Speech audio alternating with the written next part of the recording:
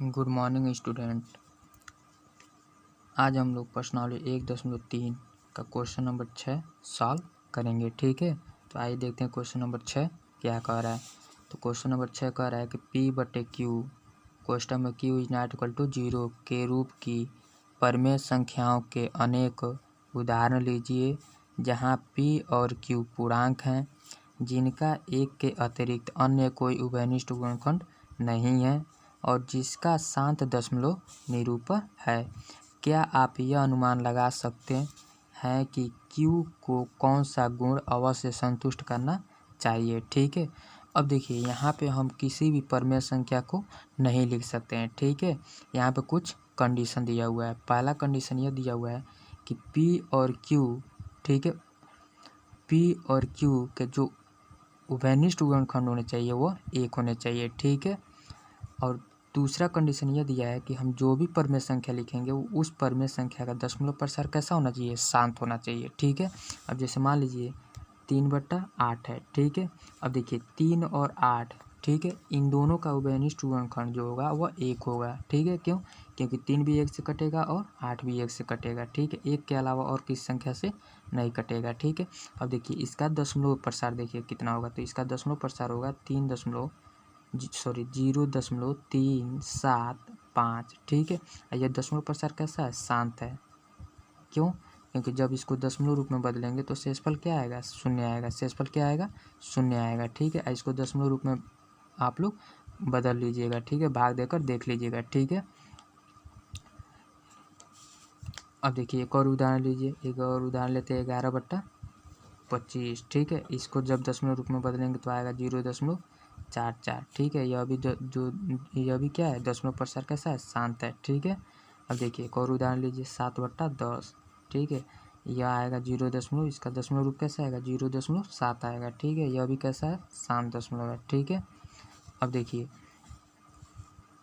ऐसे हम लोग अनेक उदाहरण लिख सकते हैं। ठीक है, अब आइए इनका हर देखते हैं। ठीक है, तो यहाँ हर क्या दिया है, हर जो दिया है वो 8 दिया है। ठीक है, तो 8 का अभाज्य गुणनखंड देखिए, तो 8 का अभाज्य गुणनखंड देखेंगे तो आएगा 2 × 2 × 2। ठीक है, यहाँ पे हर का अभाज्य गुणनखंड देखिए, तो अभाज्य गुणनखंड देखेंगे तो आएगा 5 × 5। ठीक है, इसका अभाज्य गुणनखंड देखिए, इसमें हर का अभाज्य गुणनखंड जो दिया है वो 10 दिया है। इसका जो हर में जो मान दिया वो 10 दिया और इसका अभाज्य गुणनखंड हो जाएगा 2 × 5। ठीक है ना, अब देखिए इससे हम यह पता लगा सकते हैं कि जिसमें हर का अभाज्य गुणनखंड 2 के घात, ठीक है, या 5 के घात या 2 और 5 दोनों होंगे। ठीक है, उन परमेय संख्याओं का दशमलव प्रसार कैसा होगा, शांत होगा। ठीक है,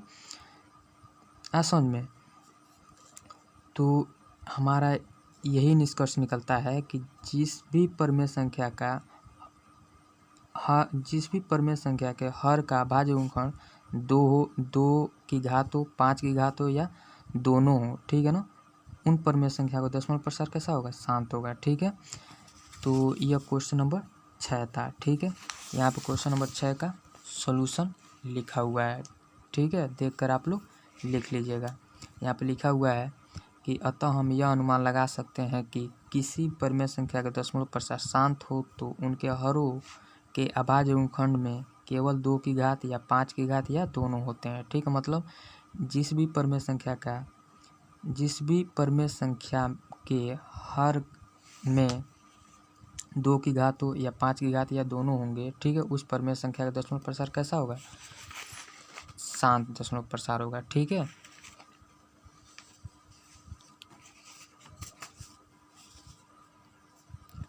अब हम लोग क्वेश्चन नंबर 7 सॉल्व करेंगे। ठीक है, तो चलिए देखा जाए क्वेश्चन नंबर 7 क्या कह रहा है। तो क्वेश्चन नंबर 7 कह रहा है कि ऐसी तीन संख्याएं लिखिए जिनके दशमलव प्रसार अनुसानी या इसी को क्या कहते हैं, अशांत अनावर्ती हो। ठीक है, तो अनुसानी अनावर्ती का मतलब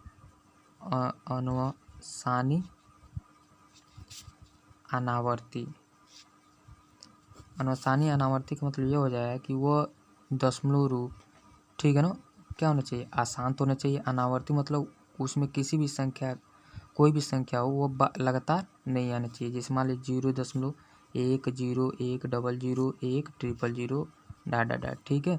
यह जो दशमलव रूप है वो कैसा है, अनुसानी अनावर्ती है, ठीक है, क्योंकि इसमें कोई भी संख्या लगातार नहीं आ रहा है, ठीक है। ऐसे हम लोग अनेक उदाहरण लिख सकते हैं। जैसे मान लीजिए 0.20202000 ठीक है, डॉट डॉट डॉट, ऐसे और अनेक उदाहरण लिख सकते हैं, ठीक है। ठीक है ना। तो यहाँ पे क्वेश्चन नंबर 7 का सोल्यूशन लिखा हुआ है, ठीक है, आप लोग देख के लिख लीजिएगा।